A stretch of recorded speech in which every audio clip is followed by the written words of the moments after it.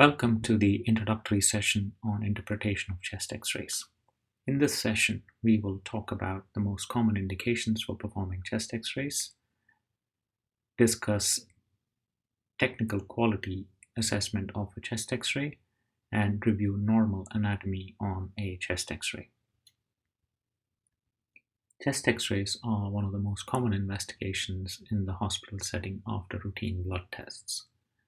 It can be done for evaluating symptoms like cough or chest pain and for evaluating signs seen on pulmonary examination. It is also done for evaluating lines and tubes, and most importantly can be done to evaluate the effect of treatment. For example, assessing the effect of antibiotics on an area of chest infection. There is a systematic approach to interpretation of chest X-rays. You begin by assessing the technical quality of the chest X-ray, which includes factors like patient demographics, placement of side markers, adequate exposure, coverage of relevant anatomical areas, and the position the patient is placed in whilst acquiring the chest X-ray. What is the importance of patient factors in assessing a chest X-ray? A PA chest X-ray is acquired when a patient is relatively well and is able to stand in an erect position. An AP chest X-ray is acquired in an unwell patient who is usually sitting or lying down on a bed. Lateral chest X-rays are not acquired routinely in the modern day. This has largely been superseded by CT scanning. It is important to ensure that you do not dwell on these factors for a long time in the exam scenario and move on to assessing findings on a chest X-ray. How do you assess for adequate exposure on a chest X-ray? Here are some examples of adequately exposed chest X-rays. On the left-hand side is a chest X-ray on a male patient. You can see the lung markings clearly, and you can just about see the vertebral bodies posteriorly with the pedicles here. On the right-hand side is an adequately exposed chest X-ray, but if you notice there is some difference in the lower zones compared to the X-ray on the left side. Now this is because this is an X-ray of a female patient and these are breast shadows which are causing an element of haziness in the lower zones. This is absolutely normal and acceptable. What is the difference between a PA and AP chest X-ray? A PA chest X-ray is acquired by the patient standing facing the detector, and the X-ray beam is going through the patient and hitting the detector anteriorly. You will notice that the heart is quite close to the detector, thereby reducing magnification. In an AP chest X-ray, the patient is actually facing the X-ray tube. So the diverging X-ray beam goes through the patient to the detector here. And if you notice, there is a distance between the heart and the detector, which increases the magnification of the heart. It is important to recognize this, as the AP chest X-ray is not an accurate tool for assessment of cardiac size. Here are a couple of examples of a PA and AP chest X-ray. On the left side is a PA erect chest X-ray, which has been taken in good inspiration. And on the right side is an AP chest X-ray. As you can see, multiple ECG leads and the patient is unwell. You can also notice that the X-ray on the left side is very well centered, with the spinous process in the midline and the medial end of the clavicles being equidistant. Whereas on the right side, you can see that the X-ray is rotated as the patient is unwell and lying supine. The spinous processes are not seen clearly in the midline and they are more rotated towards the right side, and the medial end of the clavicles are not equidistant from the spinous process. particularly on the left side, you can see a bigger gap. It is also important to ensure that the X-ray has been acquired in adequate inspiration, and the best way to assess this is counting the posterior ribs. There are usually 8 to 10 posterior ribs that should be visible on an adequate chest X-ray. The posterior rib is more horizontal. We will now move on to discussing a systematic approach to reviewing anatomy and pathology on a chest X-ray. There are numerous mnemonics available, but I will use one of the most common ones used, which is the A, B, C, D, E, F mnemonic. The A stands for airways, which includes the trachea and bronchi. B for bones, which includes the soft tissues. C is for the cardiac contour and mediastinum. D is for the diaphragm, as it's important to look below the diaphragm. E is for effusions, which includes pleural and pericardial effusions. And last but not the least is the lung fields. Do not forget to evaluate lines and tubes, which are seen on a chest X-ray. The key to assessing pathology on a chest X-ray is knowing your anatomy. And it is important to understand and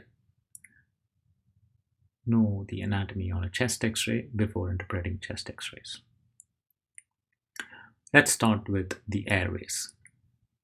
The trachea is a structure in the midline in this well-centered, well-exposed chest X-ray. The trachea splits into the right main bronchus and the left main bronchus. This is the trachea demonstrated on a well-penetrated thoracic spine X-ray, which shows a midline trachea, the right main bronchus here, and the left main bronchus. Here is a corresponding CT image. As you can see, the right main bronchus has a more vertical course compared to the left main bronchus, which has a more horizontal course. Why is this important?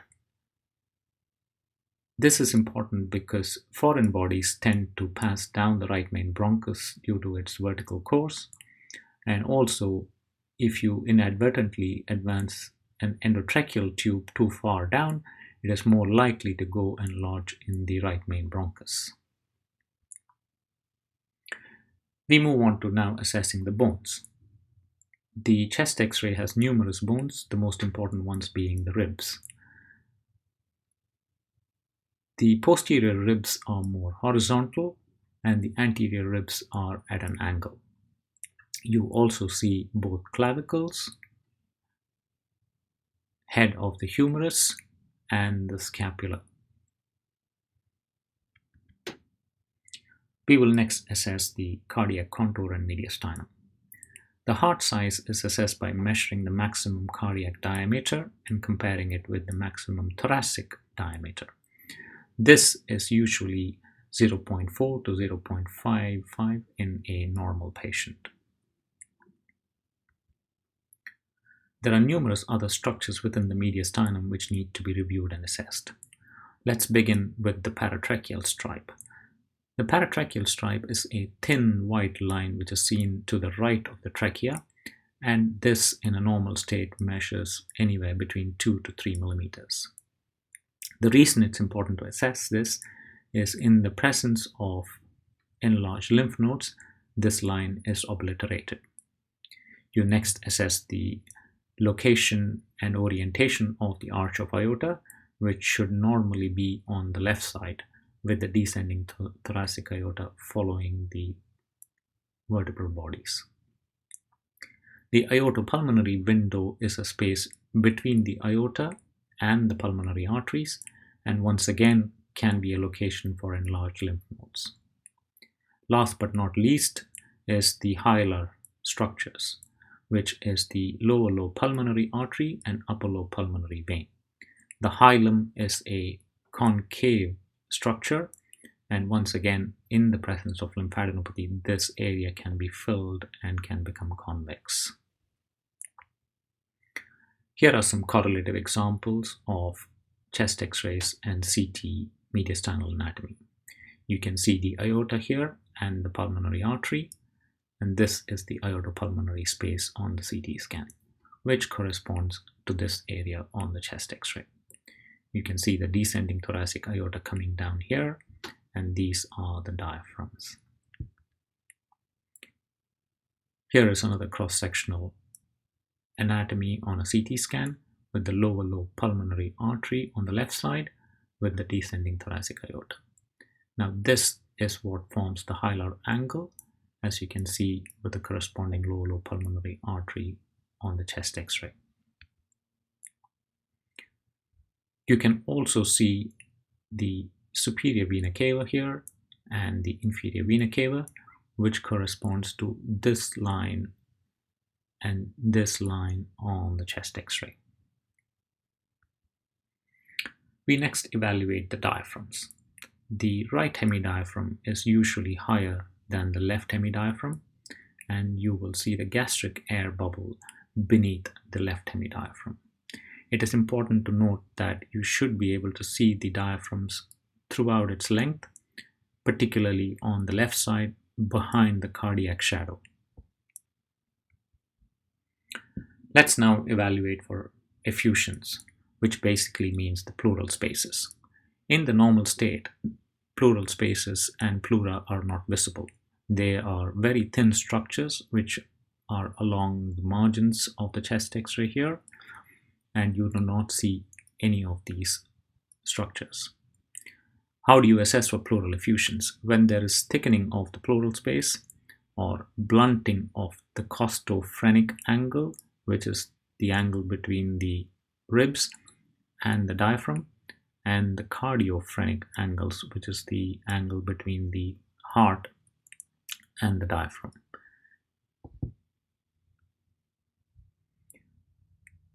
As described previously, the pleural spaces are not normally seen, and you see the lung markings going right up to the edge of the film. In the event of a pneumothorax, these lung markings usually shrink further inwards with a darker space between the ribs and the pleura developing, which indicates air within the pleural space, that is a pneumothorax. Let's now move to the most important aspect of a chest x-ray, which is the lungs. The right lung and left lung have multiple lobes. The right lung is divided into the upper lobe, middle lobe, and lower lobe. And the left lung is divided in the upper lobe and lower lobe. The lobes are divided by fissures, which are not normally visible on a chest x-ray. As these fissures are not normally visible on a chest x-ray, let's review them on a coronal section of a CT scan, which is the closest you can get to a chest x-ray. Here you can see the oblique fissure on the right side, separating the right upper lobe from the right lower lobe. Here is the oblique fissure on the left side, separating the upper lobe and the left lower lobe. Notice that the right upper lobe extends quite low down here. Similarly, the right upper lobe here extends quite low down. Here is the horizontal fissure on the right side, which separates the right upper lobe from the right middle lobe. This is the right lower lobe again. It is important to understand that the uppermost extent of the lower lobe is quite high, and that is best demonstrated on this sagittal CT section. You can see the oblique fissure going across, separating the right upper and middle lobe from the lower lobe. The uppermost extent of the lower lobe is quite high, and as you can see, the lowermost extent of the middle lobe is quite low.